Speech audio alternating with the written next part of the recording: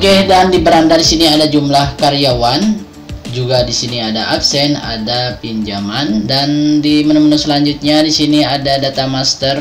Di data master ada karyawan, data jabatan, terus juga ada absennya di sini ya. Nah, ini untuk absennya. Terus juga di sini ada gaji, ada pinjaman dan laporan. Oke, di pertemuan kali ini kita akan bahas yaitu tentang aplikasi penggajian. Oke, simak terus.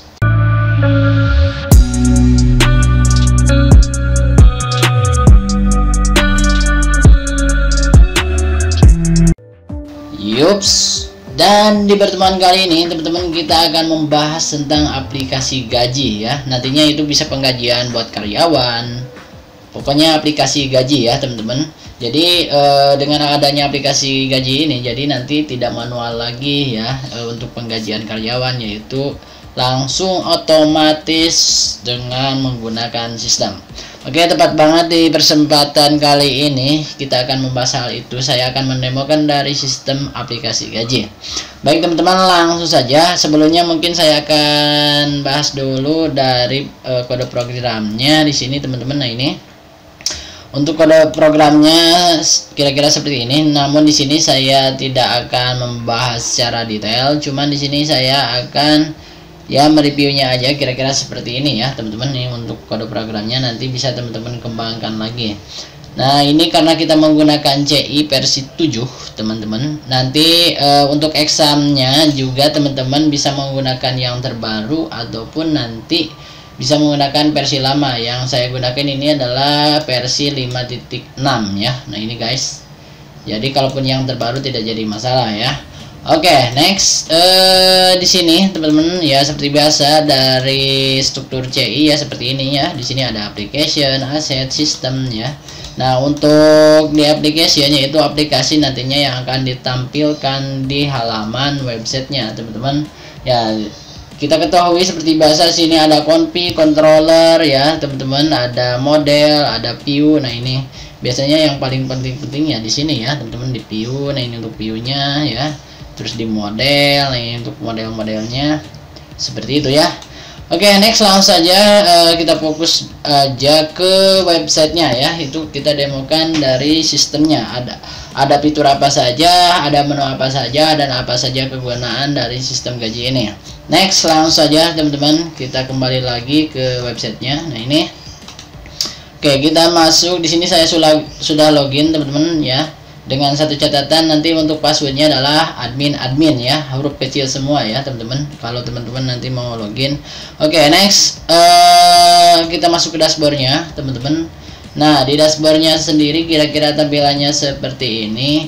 Oh, dan sebelumnya saya tidak lekas berterima kasih kepada pengembang yaitu Dictip ya teman-teman. Bagi teman-teman yang mau mengcustom atau mau merubah atau mau mendevelop dari aplikasi ini bisa menghubungi dari pengembangnya itu Dictip. Nanti akan saya taruh linknya di deskripsi ya, seperti itu guys. Oke, langsung saja kita kembali ke laptop teman-teman. Ya, di sini ada jumlah karyawan ya. Nah, ini untuk jumlah karyawan nanti akan kelihatan di sini. Nah, mungkin nanti juga bisa kita pakai grafik ya, karena ya bisa kita menggunakan Bootstrap nantinya untuk si template-nya teman-teman, bisa menggunakan grafik ataupun adminnya bisa kita menggunakan SB admin 2, admin 4 ya dan sebagainya. Cuman di sini untuk sementara seperti ini ya. Ini ya untuk jumlah datanya nanti akan kelihatan di sini seperti karyawan, absennya, terus juga pinjaman bisa juga kita lihat di sini. Nah, ini data karyawannya, ini contoh inputan yang baru diinputkan. Nah, baru ada 2 ya teman-teman, seperti itu. Karena di sini kita menggunakan logika CRUD juga ya teman-teman, yaitu create, add, delete seperti itu ya. Jadi kita bisa menambahkan, bisa mengedit, dan bisa menghapus seperti itu ya. Bahkan kita tambahkan di sini kita bisa melihatnya. Nah, ini seperti itu ya teman-teman. Oke, next kita lanjutkan lagi teman-teman, kembali barusan di jumlah karyawan terus juga di absen. Nah, ini untuk tabelnya sebenarnya tidak jauh berbeda ya teman-teman. Di sini untuk absen juga ada tabel-tabelnya, ada nama karyawan, hari, tanggal, status ya. Statusnya normal, normal, misalnya normal itu masuk ya, atau lembur dan lain sebagainya ya. Next, kita akan lanjutkan lagi teman-teman, yaitu satu lagi di sini pinjaman ya. Oke, di pinjaman di sini nama karyawan ya, teman-teman, jumlah pinjaman, ada juga tanggal pinjaman, terus juga di sini sudah dibayar, statusnya sudah lunas apakah belum di sini ya. Nah, kalau sudah lunas nanti akan terlihat sudah lunas seperti itu ya. Karena ini pinjaman karyawan ya, layaknya koperasi lah seperti itu ya. Oke, kalau mau menambahkan kita tambahkan saja di sini misalkan nama karyawannya Bayu Tutor ya, gak apa-apa lah ya. Bayu Tutor misalkan di sini teman-teman, jumlah pinjamannya misalkan 1M ya, udah 100 juta aja misalkan ya. Oke, kebanyakan kayak ini ya.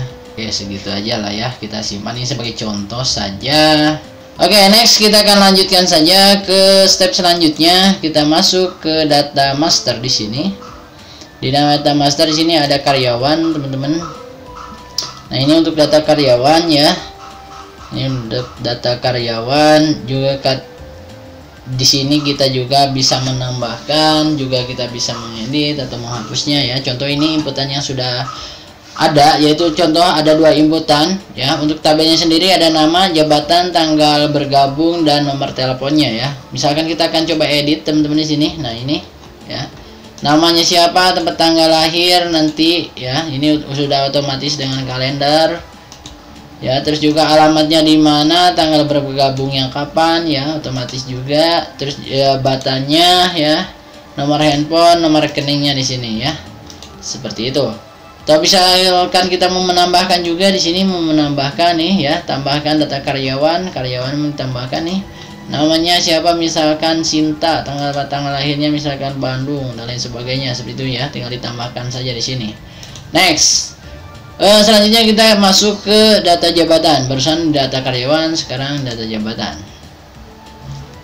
Nah, ini di data jabatan di sini ada tabel nomor jabatan, terus juga gaji per hari. Nah, ini ya, contoh misalkan 35.000. Masih tetap sama, di sini kita bisa menambahkan ya, seperti menambahkan, juga mengedit ya, teman-teman ya. Di sini bisa kita mengupdate nanti, terus juga misalkan mau dihapus saja.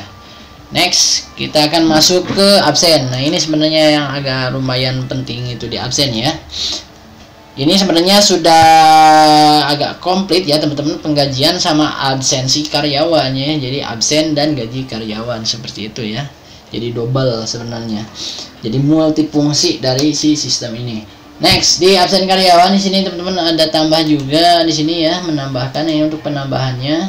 Terus sini hari, tanggalnya berapa, dan di sini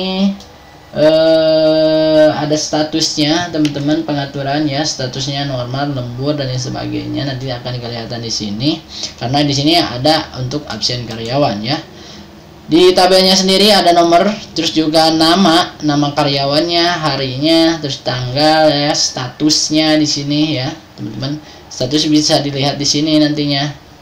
Nah, ini ya, seperti itu. Oke, next, langkah selanjutnya kita masuk ke menu gaji. Nah, ini yang paling penting ya, sesuai dengan judul guys, yaitu aplikasi gaji ya teman-teman. Nah, di gaji ini daftar untuk gaji karyawan, karena karyawannya baru ada 2 kan yang baru kita inputkan. Contoh di sini untuk tabelnya sendiri guys, jadi ada nomor, ada nama karyawan, ada jabatan, tanggal bergabung dan nomor handphonenya. Oke, nah ini ya. Nanti untuk gaji karyawan nanti akan kelihatan di sini untuk data-datanya ya. Next, terus juga pinjaman nih.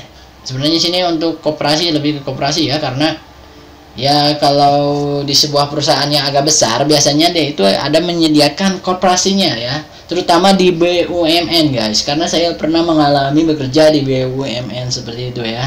Jadi kalau di BUMN itu ya lumayan lah untuk schedule ataupun manajemennya lumayan tertata gitu guys. Jadi ya untuk fasilitas itu lumayan tertata, dari mulai makan. Biasanya makan itu ada semi restoran guys ya untuk karyawan ya. Terus juga untuk koperasi. Nah, si koperasi ini adalah untuk membantu kesejahteraan karyawan guys. Jadi di untuk harganya sendiri dia tidak mahal dan murah-murah guys. Makanya saya sering belanja di koperasi gitu. Jadi biasanya di BUMN itu udah disediakan guys, semacam kayak koperasi kayak gitu ya. Nah, sama dengan hal yang ini teman-teman, ya ini pinjaman karyawan. Nah, nanti akan ada datanya si karyawan siapa saja yang meminjam ke perusahaan ya. Nanti akan kelihatan datanya atau bisa diinputkan di sini teman-teman dengan adanya fitur ini. Nah, di sini kita bisa menambahkan terus seperti nama karyawan, terus juga jumlah pinjaman di sini ya. Ada juga di sini untuk tabelnya sendiri ada nomor karyawan, terus juga jumlah pinjaman, tanggal pinjaman, sudah dibayar dan statusnya. Seperti itu. Next, kita menuju ke menu selanjutnya. Mungkin ini menu yang terakhir ya, teman-teman, yaitu laporan. Tidak kalah penting teman-teman di menu laporan ya, kita untuk mempunyai berkas yang nantinya bisa kita lihat data-datanya baik per minggu ataupun per hari, per bulan, per tahun ya, seperti itu. Maka haruslah ada menu laporan. Sangatlah penting di menu laporan ini ya.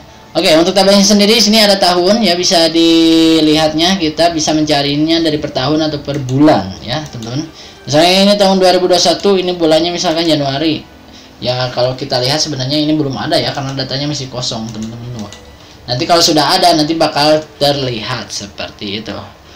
Oke teman-teman, lumayan cukup simple dan multifungsi bagi sebuah aplikasi penggajian dan absensi karyawan ya teman-teman. Mungkin nanti teman-teman bisa kembangkan lagi aplikasi ini agar lebih baik dan lebih mantap lagi ya. Dan saya ucapkan terima kasih lagi kepada pengembang yaitu Diktip. Terima kasih untuk sistemnya. Bagi teman-teman yang mau custom nanti silahkan bisa menghubungi dari pengambilannya sendiri. Di kesempatan kali ini saya cukupkan sekian, mudah-mudahan bermanfaat bagi teman-teman semua. Yang ada kendala nanti ya saat proses pembelajaran dan lain sebagainya, silakan saja jatuhkan komen di komentar ya. Dan bagi teman-teman semua yang mau merequest bikin aplikasi apa, bisa juga komen saja di kolom komentar. Oke, sampai jumpa di video berikutnya.